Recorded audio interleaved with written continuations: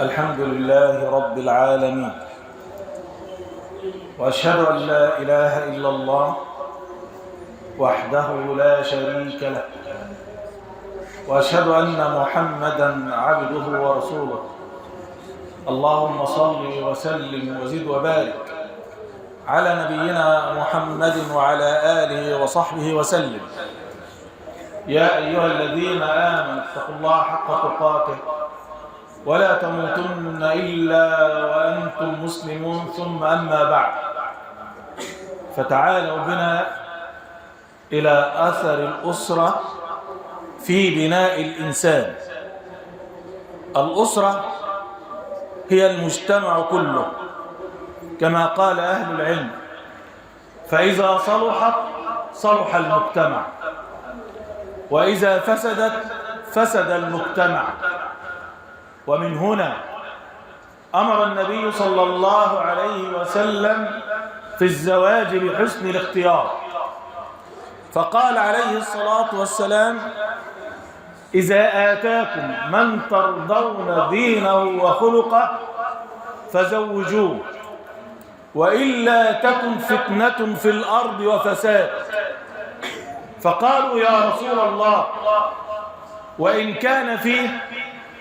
قال: إذا آتاكم من ترضون دينه وخلقه فزوجوه، إلا تفعلوا تكن فتنة في الأرض وفساد.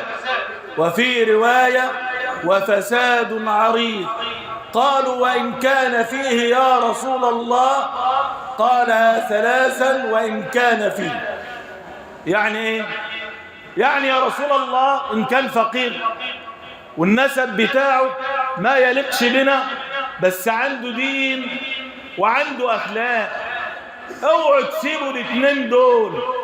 سبب مشاكل المجتمع عدم حسن الاختيار.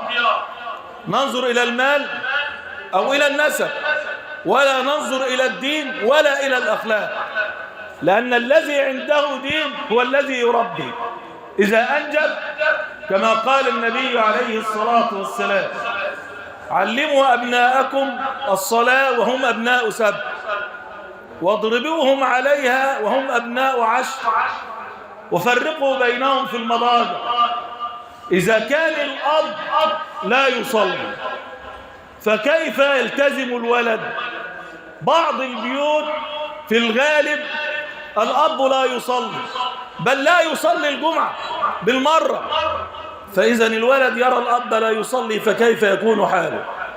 الإمام مالك عليه رحمة الله رأى رجلا يسيء في الصلاة، فقال: ما أرحمني بعيال.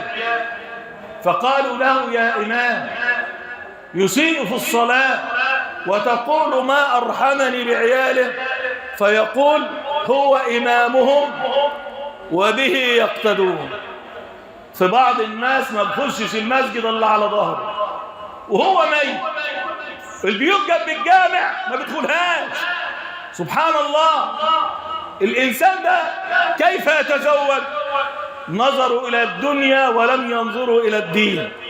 والنبي عليه الصلاة والسلام قال: إن الله تعالى سائل كل راع عما استرعاه، أحفظ ذلك أم ضيعه؟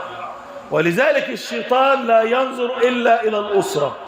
خد بالك من كلام النبي عليه الصلاة والسلام لما قال: إن الشيطان يضع عرشه على الماء ثم يبعث سراياه، خير جند إبليس هو اللي بعته، فيجيء أحدهم فيقول: لا زلت بفلان حتى فعل كذا وكذا، فلا ينظر إليه. ثم يجيء أحدهم فيقول: لم أزل بفلان حتى طلق امرأته، فيقول له: أنت. وفي رواية: فيلتزم، يعني يغضب حبه. ليه؟ لأن فساد الأسرة فيها فساد المجتمع. ولذلك القائم على الأسرة لابد أن ينظر إلى الحلال وإلى الحرام.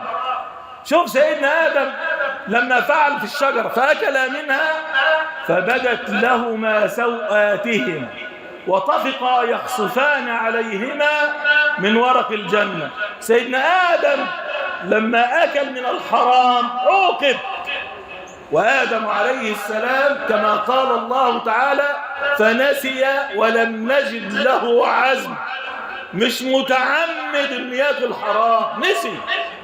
فما بالك بالذي يأكل بالربا، فما بالك بالذي يأكل المواريث، فما بالك بالذي يأكل أموال الناس بالباطل ويطعم أولاده، فما بالك بالذي يأخذ الرشاوى ويحللها لنفسه. هذا كله حرام وينطبق على أولاده. النبي عليه الصلاة والسلام لما رأى الحسن بن علي رضي الله تعالى عنهما يأخذ تمرة من تمر الصدقة وضعها في فمه، ماذا قال له الحبيب؟ قال له ارم بها كخ فإنا لا نأكل الصدقة، ما ناكلش الحرام. الأب المسلم هو اللي هيربي أولاده على العادات السليمة وليس الرذيلة. نجد في المجتمع عادة تنتشر حلقة القزع. حلقة القزع ان هو ياخد من الجنب الشعر بتاعه كده ومن وراء وسائل الشعر بتاعه. رأى النبي عليه الصلاة والسلام صبيا أخذ من شعري وترك شعري، فقال له النبي عليه الصلاة والسلام إما أن تأخذه كله أو تتركه كله. أهل العلم يا أباء يا أمهات يلي سايبين عيالكم يعملوا الكلام ده، انظروا ماذا قال أهل العلم. قالوا هذا من أوامر الشيطان، لأن الشيطان قال لربنا سبحانه وتعالى ولآمرنهم فلا يغيرن خلق الله. خلقة ربنا مش كده، خلقة ربنا الشعر كله يشيله كله. ولذلك قالوا أن هذا هو زي الشيطان، الشيطان اللي بيعمل كده. فلا تجعلوا أولادكم يتشبهون بالشيطان، لأن تغيير لخلق الله اللي تحط الوش على جسمها أو تعمل حلقة القزع التي نهى عنها رسول الله صلى الله عليه وسلم، فهذا مخالف لهديه. أقول قولي هذا واستغفر الله لي ولكم.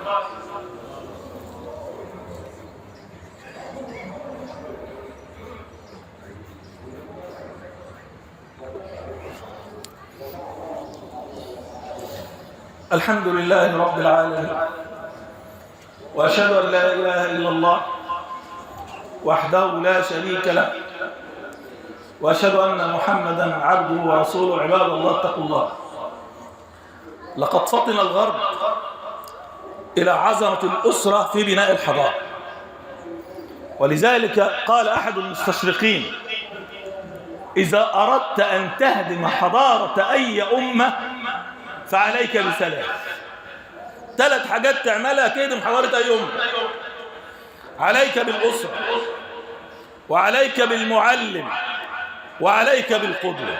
ثلاث حاجات دول يهدموا لك أي حضارة. الأسرة عن طريق الأم. كلمة رب البيت دي كلمة عظيمة تتهفف منها المرأة الآن. والله ما رب ولا علموا إلا أمهاتنا التي كنا لا يقرأن ولا يكتبن. أمهاتنا اللي ما كانوش بيقروا ويكتبوا هم دول اللي علموا، خرجوا الأطباء والمهندسين وأصحاب المناصب، وكنا لا يقرأن ولا يكتبن. بس كان عندهم التربية الموجودة بالفطرة الإنسانية السوية. ربة البيت قاعدة في البيت تعلم. ثم عليك بالتعليم. التعليم أيوة، المعلم هو الذي يربي وهو الذي يعلم. إذا أردت أن تهدم الحضارة فعليك بالمعلم. هين المعلم. للأسف الشديد نرى في مجتمعنا في نهاية الامتحانات الآباء والأمهات يضربوا المعلم. ليه يا سيدي؟ أصله ما بيغشش. أنت بتربي ابنك على إيه؟ بتربيه على الفساد. ده اللي هيتخرج ويبقى دكتور أو مهندس أو يخرج فاسدا. علمته الغش من البداية، والغش حرام، وأنت تتسبب في هذا. ونرى الأمهات والآباء يقفون على أسطح المباني يملون الامتحانات. ما شاء الله، والمعلم يضرب، القدوة. والله ونحن طلبة كنا لا نستطيع أن نقابل المعلم في الشارع. لو شفنا المعلم في الشارع نروح من شارع تاني. مش يضرب المعلم ويهان المعلم. من الآباء والأمهات. أهلنا كانوا يقولوا المعلم كده، أنت جايبه سليم كسره وإحنا نعالجه، أهم حاجة يتعلم. أين هذه المبادئ؟ ضاعت، فيخرج جيل فاشل وأمة فاشلة لأنها ضيعت قيمة المعلم. ثم عليك بالقدوة، بالعلماء والآباء. هؤلاء يهانوا في المجتمع، فمن أين يتعلم النشء ومن أين يأخذ القيم إذا كانت هذه الثلاث تهدم بأيدينا؟ فكيف لنا أن نطالب بالصلاح والإصلاح؟ فعودوا إلى سنة نبيكم وعودوا إلى كلام ربكم يكن لكم الفلاح. أسأل الله تعالى أن يجعلنا من الذين يستمعون القول فيتبعون أحسنه.